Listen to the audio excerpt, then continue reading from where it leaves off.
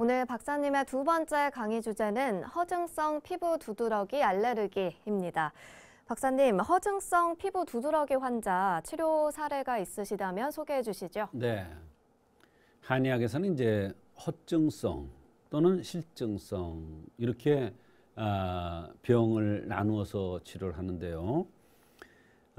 피부 두드러기 환자가 많이 옵니다만 이것을 치료할 때도 이 환자가 허증에서 오는 것이냐 또는 실증에서 오는 것이냐를 명확하게 구분해서 치료를 해야 정확한 치료가 가능한 것입니다. 그런데 문제는 이것이 허증성이냐 실증성이냐를 구별하는 것은 그렇게 쉬운 일은 아닙니다. 더군다나 이런 구별은 한의학적인 특별한 구분 방법이기 때문에 두드러기 때문에 오랫동안 고생하는 사람이라면 오늘 시간을 잘 눈여겨 들으셔야 할 것 같습니다. 현대의학적으로 두드러기의 원인을 피부의 질환의 원인을 찾지 못하는 경우 이렇게 나누어서 원인을 찾아서 치료를 하면 정말로 효과가 좋고 빠르게 치료되는 경험을 여러 번 했습니다. 한 번은 20대 후반의 여성이 피부 질환으로 고생하다가 내원하였는데 두드러기 알러지라고 했다는 것입니다. 그런데 치료가 되지 않아서 한방 치료를 위해서 내원을 한 것입니다. 네, 여러 가지 불편함이 많았을 것 같은데요. 어떤 것들이 있었습니까? 팔, 다리, 목, 옆구리에 빨갛게 피부 발진이 올라오는데 원인을 모른다고 하면서 약을 주어서 발랐는데 또 약을 복용하기도 했는데 치료가 되지 않더라는 것입니다. 조금 증상이 완화되는 듯 하다가 재발하곤 했다는 것입니다.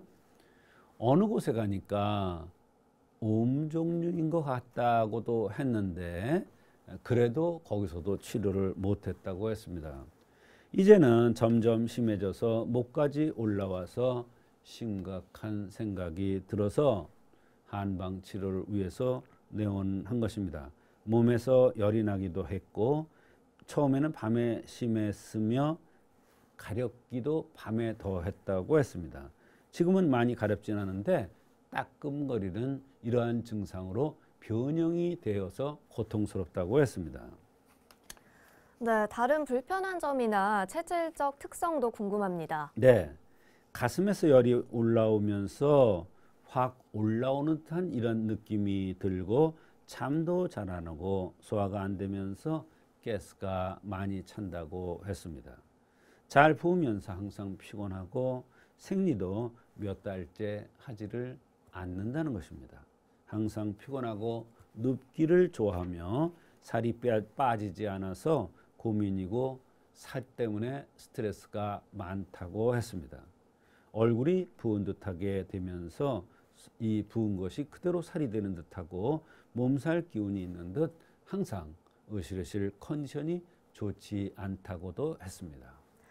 네, 증상이 상당히 복잡해 보이는데요. 어떤 관점에서 치료를 해주셨습니까? 바로 그겁니다. 제일 중요한 것은 맥인데요. 맥이 7, 8, 80 해서 위에 떨어졌고 얼굴이 푸석푸석하게 부풀고 몸이 잘 부으면서 가스가 차고 으실으실 춥다는 것은 허증성으로 보여서 인삼 양령탕에 시오황금이라는 약을 투여해서 처방을 했습니다. 이것을 약자로 인양식음이라고 하는데 이 약을 투여한 것입니다. 네, 치료 결과는 어땠는지요? 네, 환자도 매우 이 한약을 들고 나서 만족스러워했고 그 효과에 대해서 의사인 저 자신도 놀랐습니다. 그렇게 완고하게 치료가 되지 않았었는데 한약을 얼마 들지 않아서부터 피부가 가라앉기 시작했다고 했습니다. 그것뿐만 아니라 항상 으실으실 추우면서 몸살 기운 같은 게 있었는데 몸이 상당히 개운해졌고 소화가 많이 편안해졌으면서 사람들마다 얼굴이 깨끗하고 좋아졌다고 하면서 인사를 해서 더욱 기분이 좋다고 했습니다.